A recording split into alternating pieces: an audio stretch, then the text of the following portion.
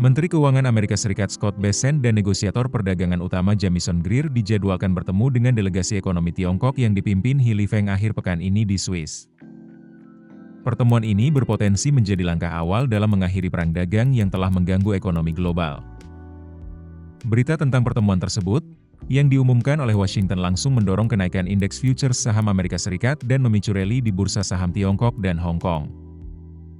Pertemuan ini dilakukan di tengah memanasnya perang dagang, yang memicu kenaikan tarif impor di antara dua ekonomi terbesar dunia itu hingga lebih dari 100%. Bessent bahkan menyebut kebijakan ini setara dengan embargo dagang. Kebijakan tarif Presiden Donald Trump terhadap puluhan negara juga telah mengacaukan rantai pasok global, memicu volatilitas pasar keuangan, dan menimbulkan kekhawatiran perlambatan ekonomi global yang tajam. Menurut dua sumber yang mengetahui rencana tersebut, delegasi akan membahas pengurangan tarif secara umum serta penghapusan tarif pada produk-produk tertentu. Agenda lainnya mencakup pengendalian ekspor dan penghapusan fasilitas de minimis oleh Amerika Serikat untuk impor bernilai rendah. Kementerian Perdagangan Tiongkok telah mengonfirmasi keikutsertaan mereka dalam pertemuan. Juru bicara kementerian mengatakan bahwa keputusan untuk berunding kembali didasarkan pada pertimbangan terhadap ekspektasi global, kepentingan domestik, dan aspirasi industri serta konsumen Amerika Serikat.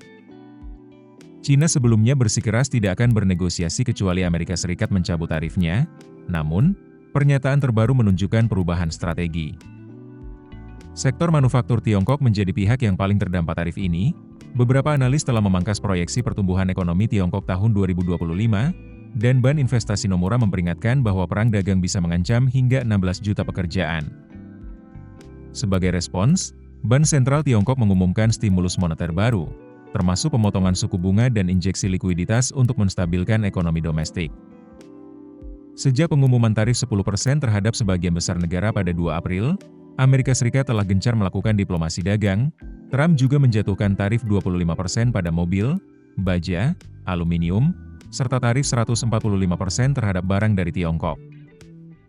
Meskipun pertemuan di Swiss bertujuan meredakan konflik, hasil konkret masih belum pasti. Menurut konsultan kebijakan dari Shanghai, Bo Zhengyuan, kemajuan berarti baru bisa dicapai jika kedua pihak sepakat menurunkan tarif sebagai syarat awal. Bessent mengatakan, pemerintahan Trump sedang bernegosiasi dengan 17 mitra dagang utama dan mungkin akan mengumumkan kesepakatan dengan beberapa di antaranya dalam waktu dekat. Trump juga mengisyaratkan bahwa Amerika Serikat dan Inggris semakin dekat mencapai kesepakatan dagang bilateral. Sementara itu, Indonesia termasuk di antara negara-negara yang telah menawarkan pengurangan tarif dan subsidi.